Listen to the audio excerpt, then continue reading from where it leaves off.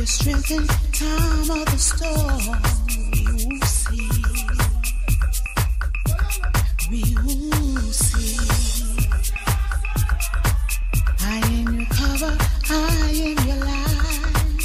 I'll turn your darkest days into light. We will see. We will see. I am black and I am free. I am beautiful, I am me. We will see. We will see.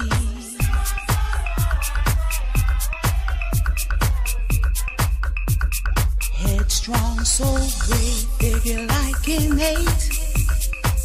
And like the one true God, I am great. We will see. We will see.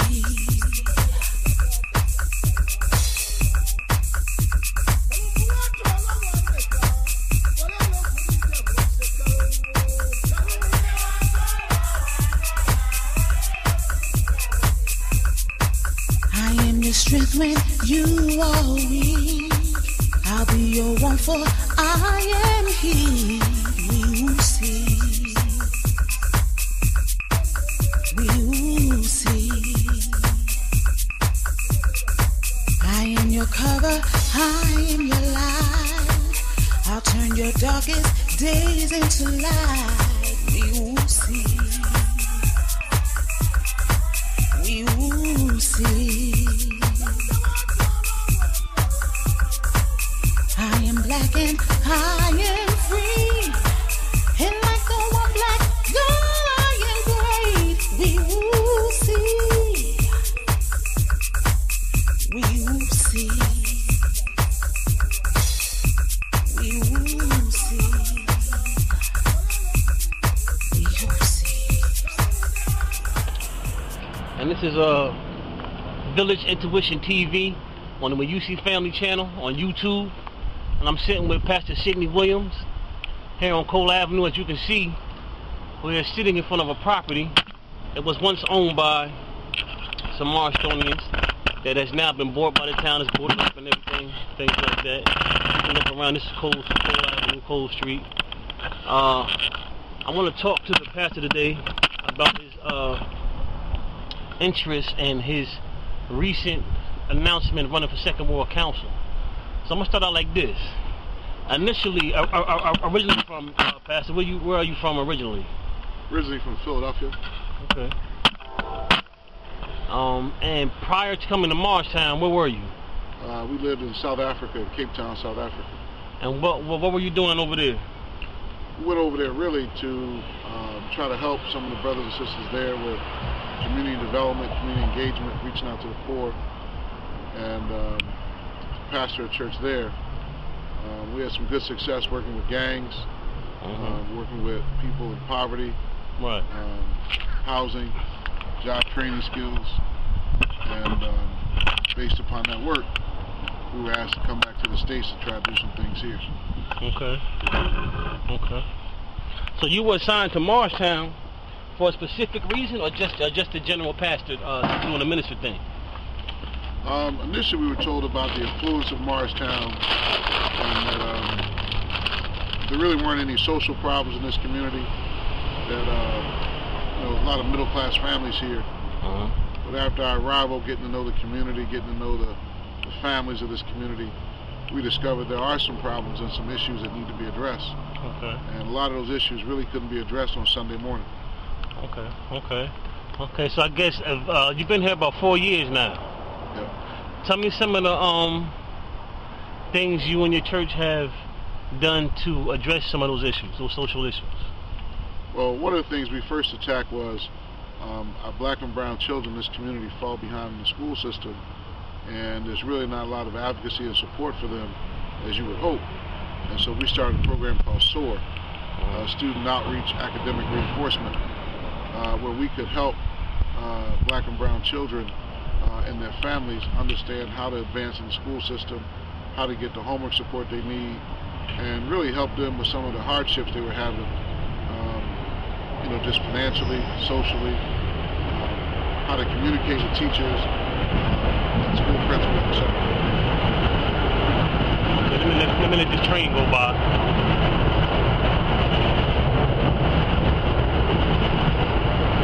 Okay, how long have you guys been doing SOAR, the SOAR program?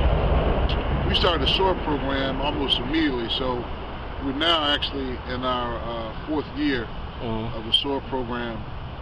We take about 30 kids each year, work with their families, and serve them dinner, offer different classes to help to strengthen their families, provide tutoring, academic support, mentoring, helping them with career choices, thinking about their careers.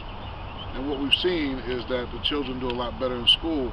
We also work with the teachers and the principals and the guidance counselors, making sure these children get the kind of learning support they need to advance in our school system. Are there any other institutions in Morristown that have participated or aligned themselves with this effort? We got not so much, well, College St. Elizabeth is part of the Morristown community. They've been a big support. Many of the students that provide tutoring are students that were raised in Essex County, Patterson, Newark, Irvington, and they have a real heart for the black and brown children in this community. Right. We also partner with Drew University, and we hope to partner with Fairleigh Dickinson. But the program's been real strong because we've been able to get the kind of support we need in terms of tutoring and other services provided to the children. Okay, Pastor, let me ask you this. Are there any institutions in this community that is involved in those type of interests in terms of empowering black and brown youth that you're aware of? I know the Neighborhood House has a long history of helping young people, and they cover a broad range of services. What we try to do, in contrast to that, is really try to go a lot deeper and meet some of the deeper challenges of those families. We don't have the resources or the capacity to take on a lot of youth, but with the youth we do, we try to go deeper and really try to affect change. But certainly the Neighborhood House is a great institution and has been there for a number of years to help this community. Okay. So what actually led you, let's just go ahead and get into it. What actually interested you in running for Second Ward Council? Primarily because as I studied the history of this community, many of the members of my congregation used to live in this immediate area. And in 1965, literally 50 years ago, there was a commitment to redevelop this area and to provide housing and to deal with the flooding issues of this community. And I thought of how ironic as we celebrate the march across the bridge in Selma, Alabama, that here we are in Morristown, 50 years later, really, we're still waiting for the same promises to be fulfilled. Right. And it didn't seem to me that our current leadership seemed to be committed as this community had been over the years. References are made that the people that fought for this are either dead or gone, but I beg the contrary. Many of the people who grew up here are still here. Right. And still want to see that promise fulfilled. The community worked really hard to clean up the contamination in this area. Over $8 million was raised to do the necessary work so that we could get housing and redevelopment in this part of the Second Ward. And I believe that sometimes you have to be a part of the solution. You can't just complain about what's not happening. Right. And so I decided to put my hat in the race and see if I can make a contribution to some of the decision-making processes that are happening in this community. Okay. Let me ask you, you being a African American male Republican, speak to the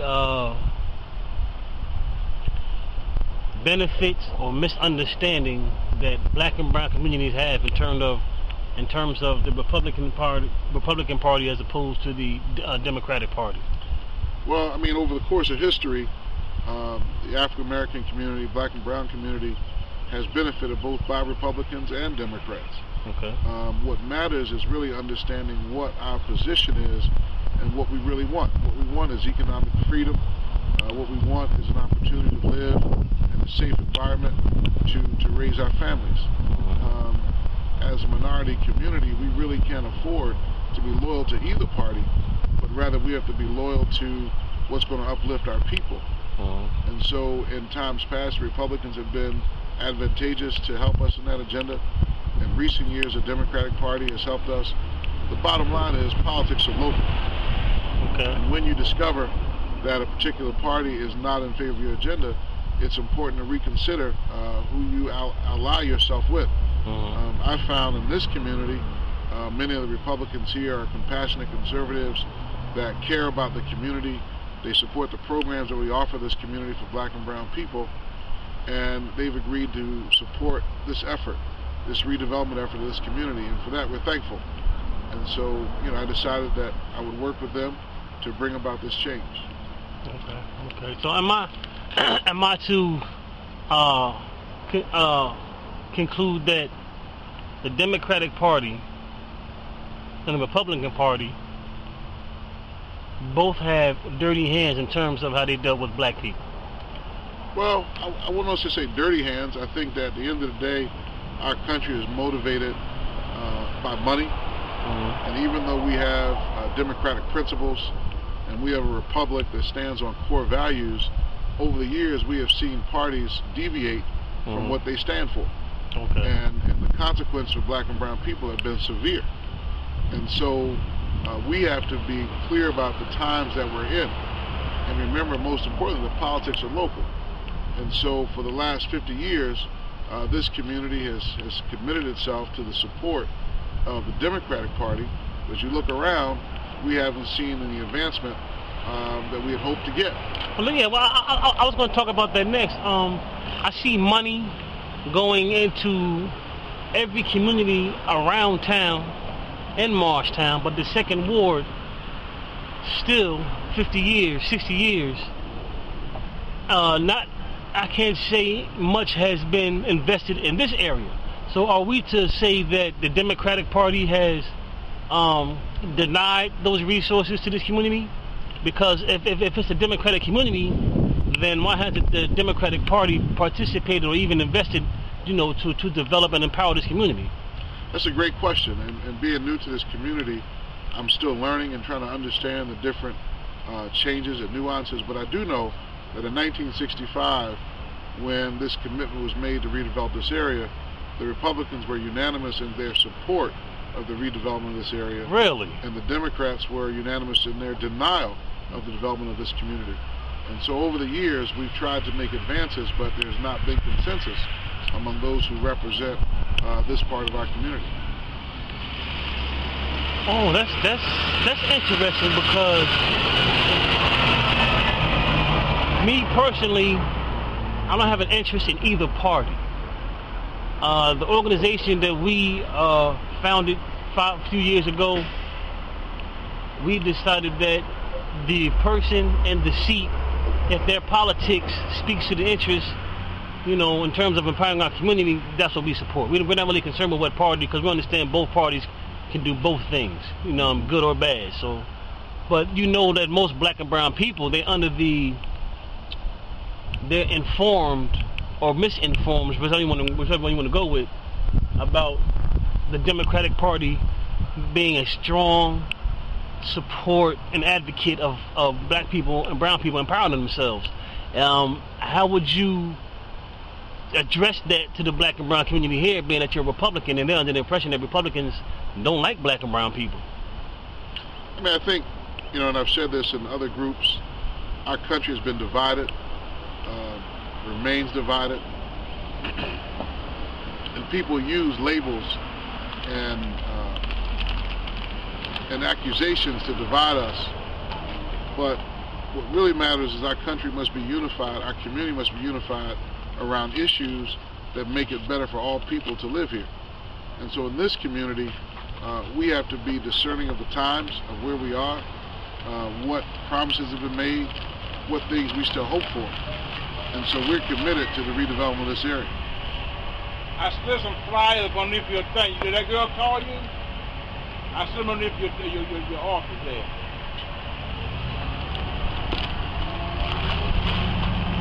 Continue. Go ahead. Sorry about that. Is back on? Yeah. So again, I think we have to discern the times. Okay. Party loyalty can oftentimes get in the way of advancing the community efforts and the community commitments. And so I ask people to evaluate each person, not based on the labels, but rather on what they stand for and what they've done. Look at their track record. And, you know, my wife used to tell me, you know, words are cheap, actions speak louder. And so I think we have to listen to less campaign rhetoric and look more at track record to see what people have done for our community and vote based upon that, not necessarily based on party labels. Well, I'm glad you said that, because my next discussion, which I want to be about that generally, the naysayers, those that critique you, your efforts, the people you work with.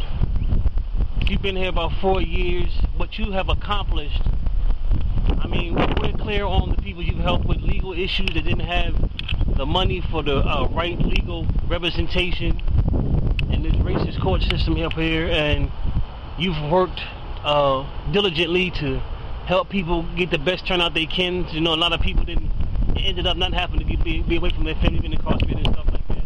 See, a lot of people don't know the work you've done. You know what I mean? Regarding those that critique you, last 40, 50 years, how does that, what goes on in your mind when you think about how you came here and hit the ground running, just started helping our community the best way you can, while people who were here for decades never lifted a finger to help poor people or powerless people?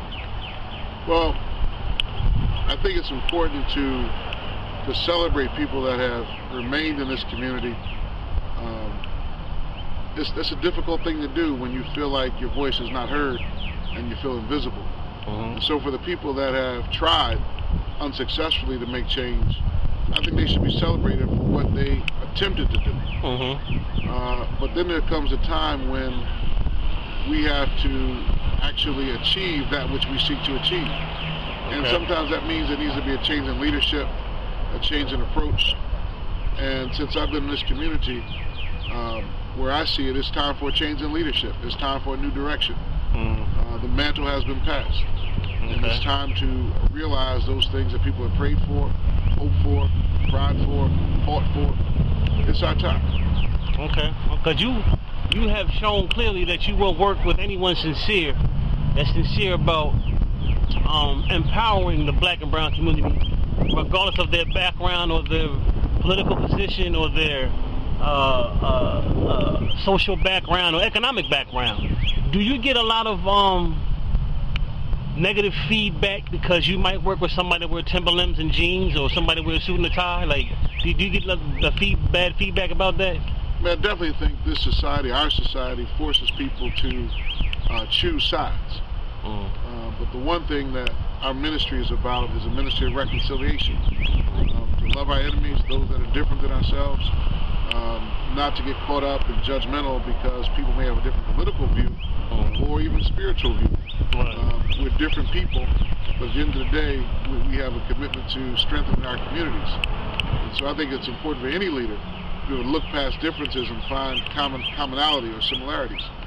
That's what leadership is about. It's not about picking sides or being partisan. Yes, we have to campaign because those are the way that things are set up, to pick a party and choose your campaign.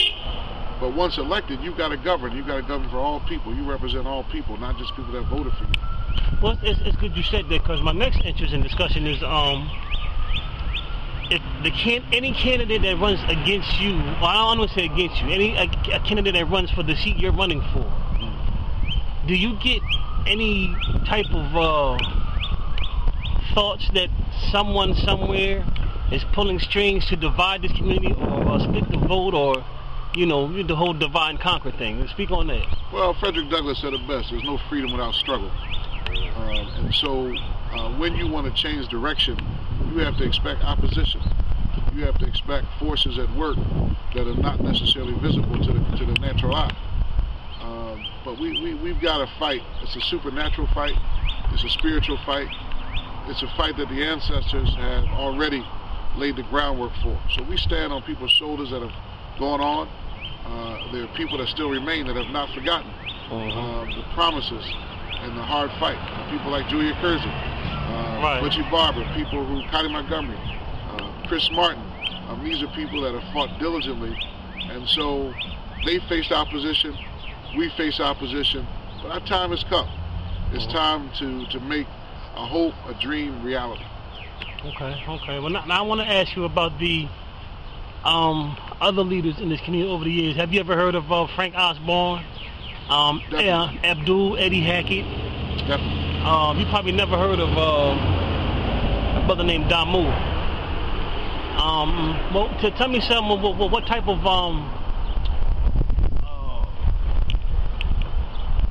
discussion, or what did you hear about those brothers? Starting with Frank Osborne and his contribution to this community. I definitely think, from what I understand, he was a role model. Worked with a lot of our young men. Was willing to do things and say things that need to be said, need to be done. May have been in a not orthodox way, but he was respected. People listened to him, and he helped a lot of people keep out of danger, keep out of trouble. We need more men like him in our community. Not necessarily politicians, but people who will sit down with you and say what needs to be said, and help young people get on the right path. Okay. Now on the next one, Abdul. First met Abdul at African Heritage Day, and the most important thing about, I think, African Heritage Day and his commitment to teaching people about their history. If you don't know your history, you won't know your future. Right. And so Abdul has been committed to making sure people understand from whence we've come and how we've gotten here. That it didn't just start here in America, but it started on the shores of Africa. And so I acknowledge him and appreciate his struggle and commitment to make sure not just our young people, but even some of our seniors understand. Right. This picture is much bigger than what we see in front of us. Right on. Okay. Now, in terms of this development behind, what we attempt to develop behind us, let me just turn the camera around for a minute.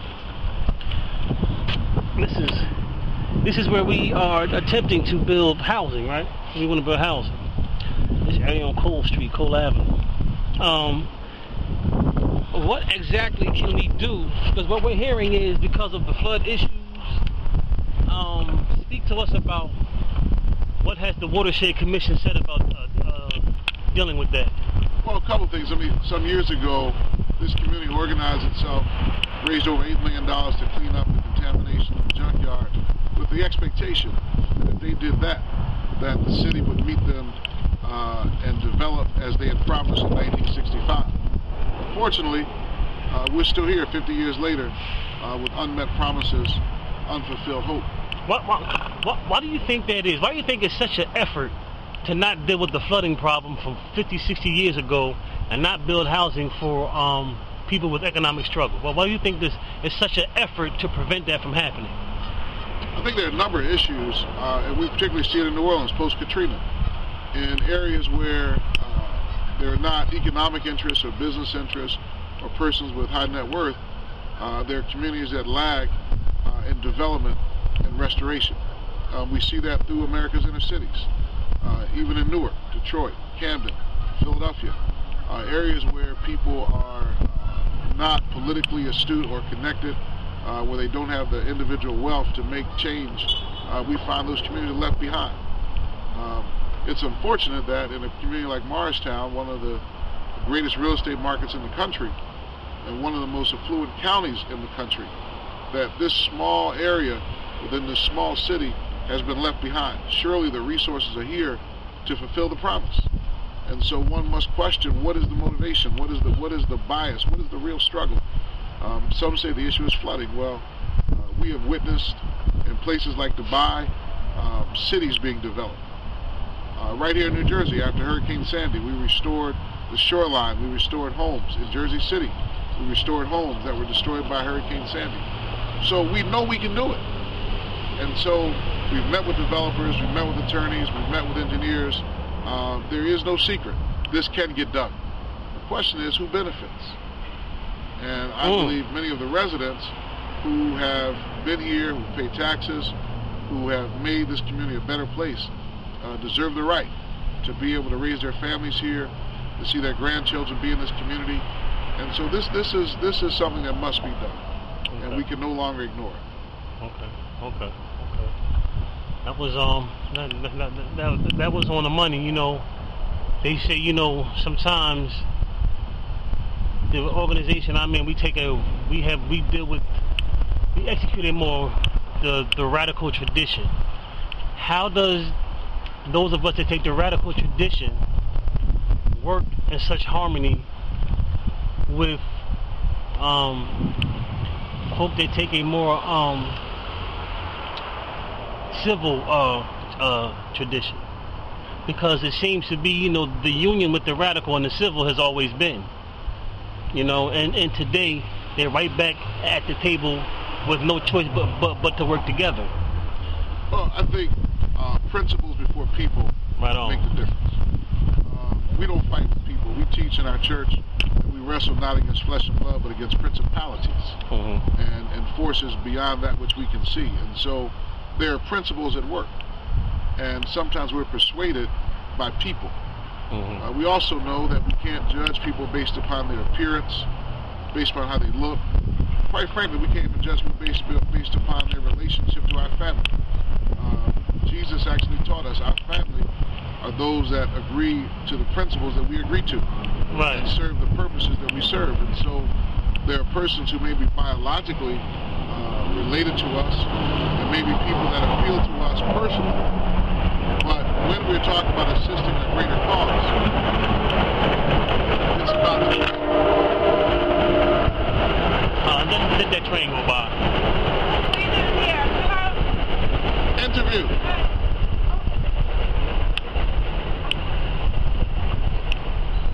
Are you going now? Okay, thank you.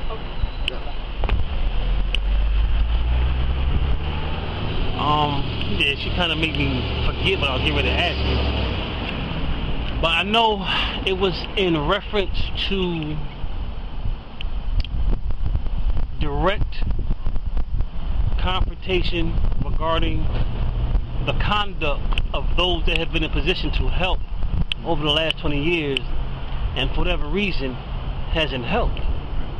Have you came across, since you've been here, has anyone informed you of folk benefiting while the rest don't? I mean, obviously that has been an historical experience in any movement, in any organizational effort. But there's also a time when position, personal persuasion is triumphed with principle. We saw that during the civil rights movement in the 50s and 60s. There were people in position to make a difference who didn't. But the time came where people said, enough is enough. We're sick and tired of being sick and tired. And I think when those things happen, business as usual stops. Politics as usual stops. And we're at the crossroad. Politics as usual has to stop. People now have said it's time for a change. Well, you know, some people are supportive of the efforts that you're attempting to, follow through with, but they seem, from what I get, is they seem intimidated by some entities or forces that somehow they feel threatened, like a gun to their head somehow. How are you going to deal with those people who want to change and look to support you, but are hesitant because of some type of repercussions from wherever? I mean, part between leadership and persons who hold positions. Real leadership does not wait for consensus. Leadership makes the decision to lead.